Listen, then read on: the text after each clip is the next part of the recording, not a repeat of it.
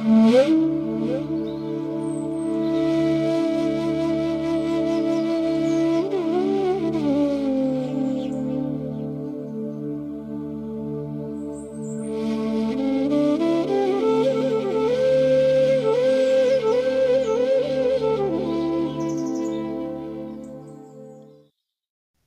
নিরঞ্জনং নিত্যমনন্তরূপং ভক্তানুকম্পধৃতবিগ্রহং বৈ ঈশাবতারং পরমেশমিড্যং তং রামকৃষ্ণং শিরসা নমামি। ওং কালিন্দীফুল্লকমলে মাধবেন কিরারত ব্রহ্মানন্দ নমস্তুভ্যং সদ্গুরু লোকনায়ক। নমস্কার। শ্রী শ্রী ঠাকুর, শ্রী শ্রী মা এবং স্বামীজি মহারাজের রাতুল চরণে ভুলুণ্ঠিত প্রণাম জানাই। আজ ঠাকুরের মানসপুত্র রাজা মহারাজ তথা স্বামী ব্রহ্মানন্দজি মহারাজের পুণ্য আবির্ভাব তিথি। সারা রামকৃষ্ণ ভাব আন্দোলনের অনুরাগী ভক্তবৃন্দের চোখ শিক্রাকুলিন গ্রাম রামকৃষ্ণ মিশনের দিকে এবং তার সঙ্গে সঙ্গে রামকৃষ্ণ মঠ ভুবনেশ্বরের দিকে। এবং আজকের এই পুণ্য জন্মতিথিতে তাই রাজা মহারাজের কাছেই আমাদের প্রার্থনা। ভগবান শ্রী রামকৃষ্ণ পরমহংসদেব মা ভবতারিণীর কাছে একটি শুদ্ধ সত্য ছেলের জন্য প্রার্থনা করেছিলেন। মা ভবতারিণী যে শুদ্ধ সত্য ছেলেটিকে পাঠিয়েছিলেন ঠাকুরের কাছে, তিনিই হচ্ছেন স্বামী ব্রহ্মানন্দজি বা রাজা মহারাজ।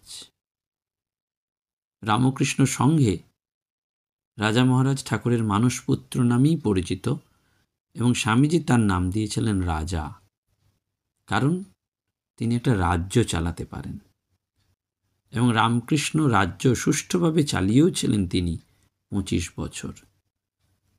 রাজা মহারাজের গুরু ভাইরা তাকে শ্রী মহারাজ বলেই ডাকতেন। আসলে রাজা মহারাজ যার আসল স্বরূপ, তিনি কৃষ্ণ সখা। ভগবান শ্রী রামকৃষ্ণদেব রাজা মহারাজকে দেখেছিলেন ব্রজমণ্ডলের মধ্যে। তিনি ছিলেন শ্রী রামকৃষ্ণের গোপাল, ঈশ্বর কোটি।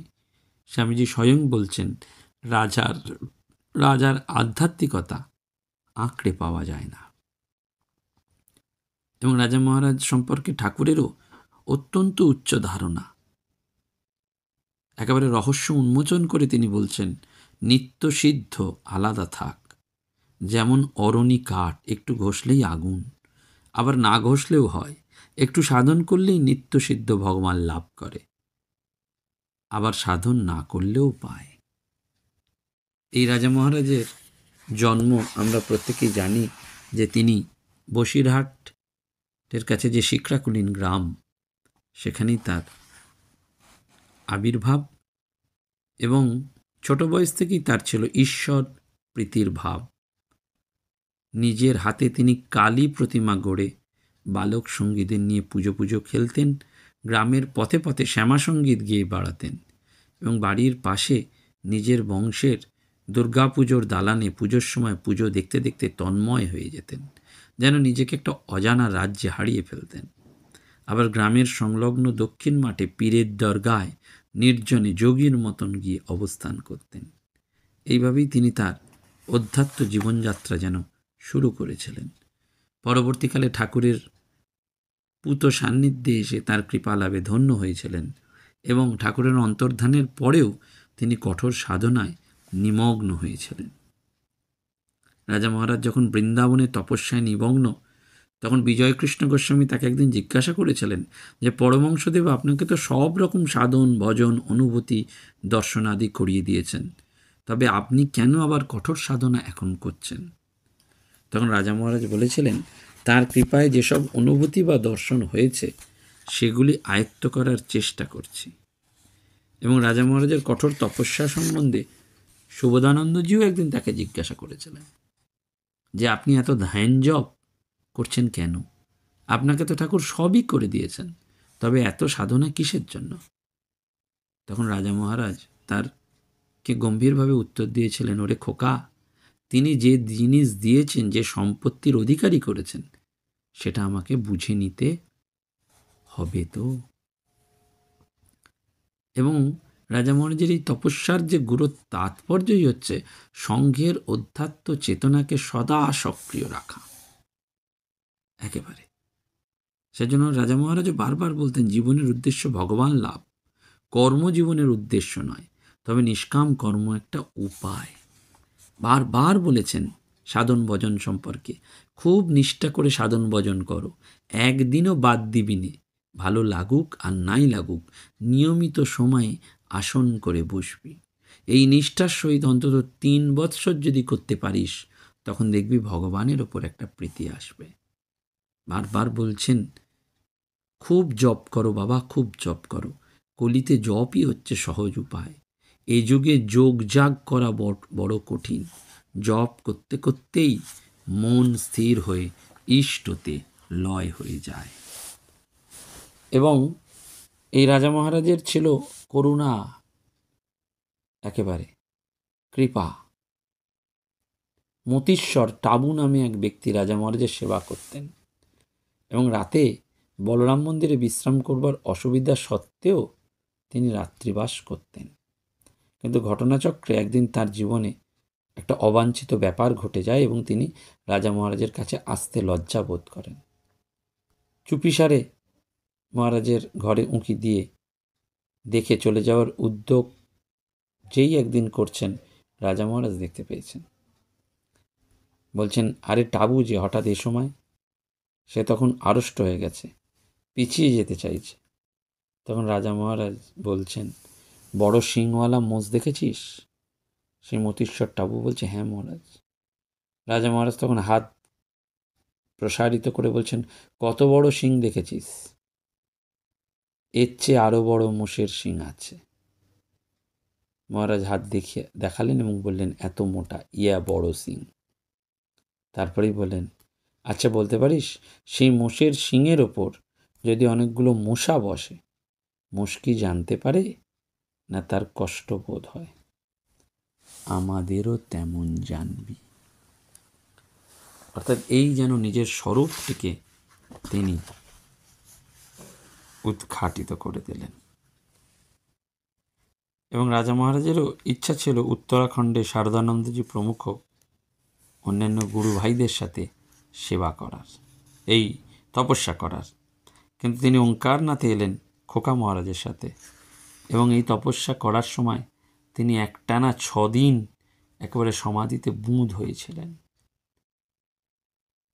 বৃন্দাবনের তপস্যাও অভাবনীয়। তুরীয়ানন্দজি মাদুকরি করতেন।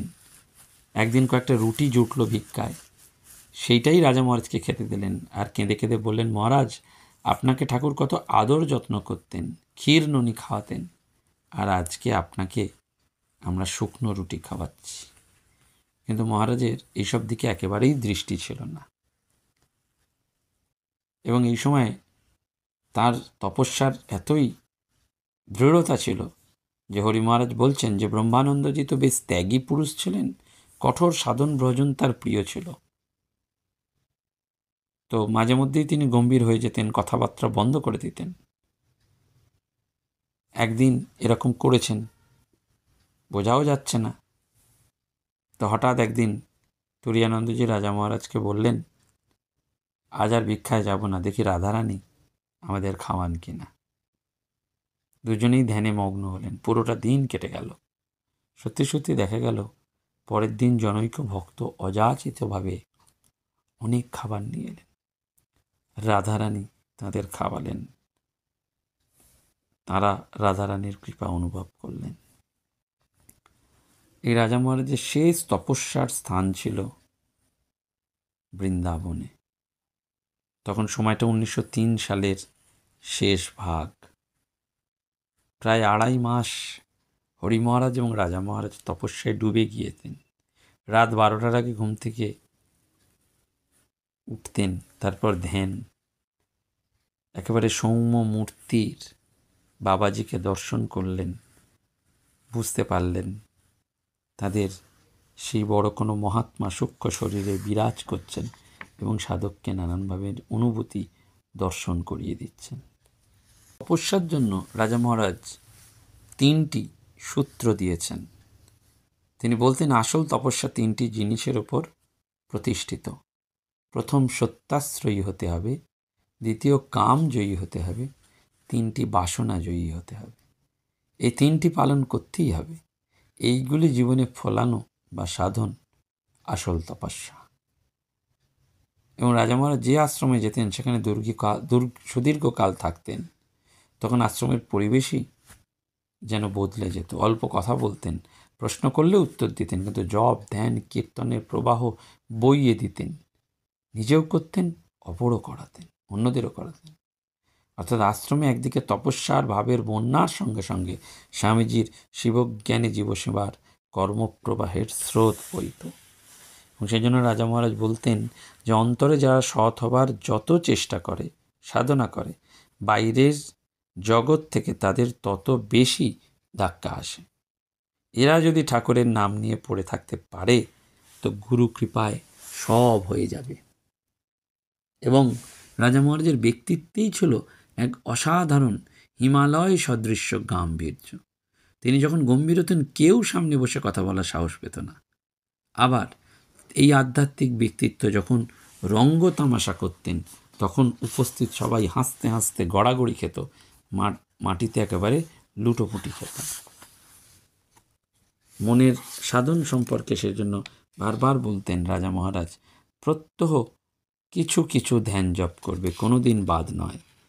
মন বালকের ন্যায় চঞ্চল, ক্রমাগত ছোটাছুটি করে, তাকে পুনরায় টেনে এনে ইষ্টের ধ্যানে মগ্ন করে দেওয়া। সাধন ভজন নিয়ম করে করা। নিষ্ঠা একটা মস্ত জিনিস।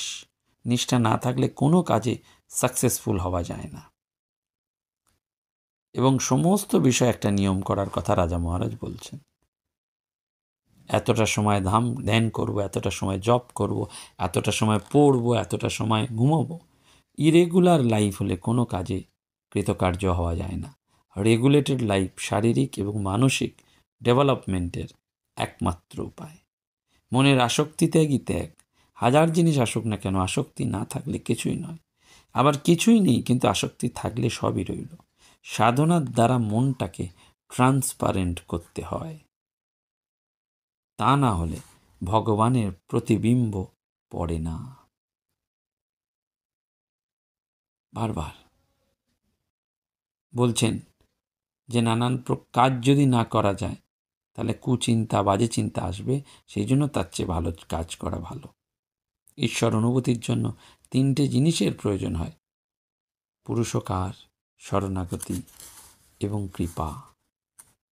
রাজা মহারাজও সেটি বারবার বলতেন এবং শাস্ত্র আলোকে সবটা তিনি ভগবানের উপর ছেড়ে দিতে বলতেন। বারবার বলতেন যে সাধন ভজন করার উদ্দেশ্য কি? তাকে জানা, তার কৃপা লাভ করা। কাম কাঞ্চনে মন মলিন হয়ে রয়েছে, মনে ময়লা পড়ে রয়েছে, সেটাকে ধুয়ে সাফ করে ফেলা। সেই জন্য রাজা মহারাজ সম্পর্কে স্বামীজি বারবার বলতেন, আধ্যাত্মিকতায় রাখাল আমাদের সকলের চেয়ে বড়। আর রাজা মহারাজের হাঁটা চলা সব যেন দূর থেকে মনে হতো ঠাকুর, পেছন থেকে মনে হতো একবারে যেন ঠাকুরের একটা রেপ্লিকা। একদম দেখেই মনে হতো যে তিনি যেন ঠাকুরের একেবারে রেপ্লিকা। এবং স্বামীজির মহাসমাধির পর সেজন্য রাজা মহারাজ বলছেন না, সামনে থেকে হিমালয় পাহাড় যেন সরে গেল। 1922 সালে রাজা মহারাজও ব্রজমণ্ডলে প্রত্যাবর্তন করেন। কিন্তু ঈশ্বরলাভই মনুষ্য জীবনের একমাত্র উদ্দেশ্য। ঠাকুরের এই অমৃতময় বাণীকে মূর্তরূপ প্রদান করার জন্য যেন রাজা মহারাজের জীবন। সেজন্য তিনি বলতেন, মানুষের ভিতর দুটি বৃত্তি আছে, কু আর সু। এদের দুজনের খুব লড়াই চলে। একটি ভোগের দিকে টানতে চায়, অপরটি ত্যাগের দিকে নিয়ে যেতে চায়। এদের হার জিতের ওপরেই মানুষের মনুষ্যত্ব এবং পশুত্ব নির্ভর করছে। এবং রাজা মহারাজকে ঠাকুর ভালোবাসতেন প্রচণ্ড। লাইক ফাদার লাইক সন, বাপ কা বেটা সিপাহি কি ঘোড়া, একদম। এবং রাজা মহারাজ তো ঠাকুরের সেই লীলা সহচর, আদরের ধন। তাই ঠাকুর বারবার বলেছেন রাখালের দোষ ধরতে নেই। শ্রী শ্রী মায়ের ভাষায় রাখাল হচ্ছেন বা মহারাজ হচ্ছেন ফজলি আম। একেবারে আমরা সেই স্মৃতি কথা জানি যে একবার রাজা মহারাজকে স্পেশাল ট্রিটমেন্ট দেওয়া হয়েছে। তো মাকে এই প্রশ্ন করার সঙ্গে সঙ্গে মা বললেন, রাখাল যে ছেলে। একদম একদিন রাত্রে ঠাকুরের পিপাসা পেয়েছে, কুঁজো থেকে জল গড়িয়ে দিতে বললেন রাজা মহারাজকে। রাজা মহারাজ বিছানা ছেড়ে উঠলেন না, জল দিতে পারবেন না বলে দিলেন। ঠাকুর বিরক্ত হলেন না, উল্টে বললেন, এখন বুঝেছি রাখাল আমাকে ঠিক ঠিক বাপ বলেই জানে। এবং রামলাল দাদা, তাঁর স্মৃতিকথায় পাচ্ছি, ঠাকুর রাখালকে একবার পান সাজতে বললেন, রাজা মহারাজ মুখের ওপর না বলে দিলেন। ঠাকুরের উপরও বারংবার প্রত্যাখ্যান দেখে লাটু মহারাজ রেগে গেলেন। তখন রাজা মহারাজ বলছেন, তোর গরজ থেকে তুই সেজে নিয়ে আয় না, আমি পারবো না, জীবনে ও কাজ কোনোদিন করিনি, আজ ওনার আদেশে আমি পান সাজিয়ে আর কি। ঠাকুর লক্ষ্য করলেন, তিনি রামলাল দাদাকে বললেন, ও রাম নেলো, রাখাল লেটোর যুদ্ধ দেখবি আয়রে। এবং ব্যঙ্গচ্ছলে রামলাল দাদাকে জিজ্ঞাসা করলেন, বলতো কে বেশি ভক্ত, রাখাল না লেটো? রামলাল বললেন, মনে হয় রাখালই বেশি ভক্ত। ঠাকুর হেসে সঙ্গে সঙ্গে সেটিকে সমর্থন করলেন। সেজন্য বলছেন না, রাখালের দোষ দেখতে নেই, ঠাকুরের মানসপুত্র। একেবারে একেবারে একেবারে যাকে বলে রেপ্লিকা, ডুপ্লিকেট। সেই রাজা মহারাজের আজকে পূর্ণ আবির্ভাব তিথি। তাই তার কাছে আমরা বারবার কৃপা প্রার্থনা করি এবং সবসময় তার কথাটি যেন আমরা মনে রাখি। তিনি বলছেন না যে সর্বদাই মনে রাখবে যে ঠাকুরের সেবা করছে। মানুষের দিকে তাকিয়ে কাজ করলে শান্তি পাবে না, ঠাকুরের সেবা করছে মনে করলে ভালো মন্দ সকল অবস্থায় আনন্দে থাকবে। একেবারে সকল অবস্থায় আনন্দ, আর অন্য কিচ্ছু নয়। এবং রাজা মহারাজ কাশী থেকে একটা গণেশের মূর্তি এনেছিলেন, সেটা ভুবনেশ্বরের গর্ভমন্দিরে ঠাকুরের মূর্তির বাঁদিকে রয়েছে। এবং মনে রাখতে হবে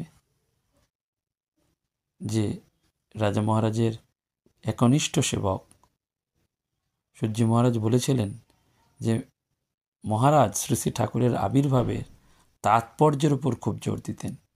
তিনি অনেক সময় আমাদের বলতেন, ঠাকুর যুগাবতার রূপে এসেছিলেন। যুগাবতার যখন আসেন তখন শক্তির বিকাশ হয়, তখন সাধারণের পক্ষে ভগবান লাভ করা সহজসাধ্য হয়। সামান্য একটু খাটলেই, একটু সাধন ভজন করলেই মানুষের চৈতন্য হয়। আজ এই বিশেষ দিনে ওই আমাদের সাধন জীবনে যাতে আধ্যাত্মিকতার বিকাশ হয়, সেটি ঠাকুরের প্রিয় সন্তান মানসপুত্র রাজা মহারাজের কাছে আমরা প্রার্থনা করে চেয়েনি যে আমাদেরও যেন চৈতন্য লাভ হয়। নমস্কার, ধন্যবাদ।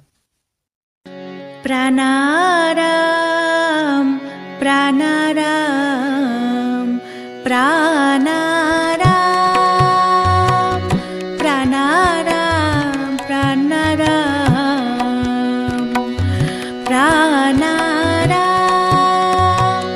কি যেন লুকানো নামে তাই মিষ্ট এত তব নাম। প্রাণারাম প্রাণারাম প্রাণারাম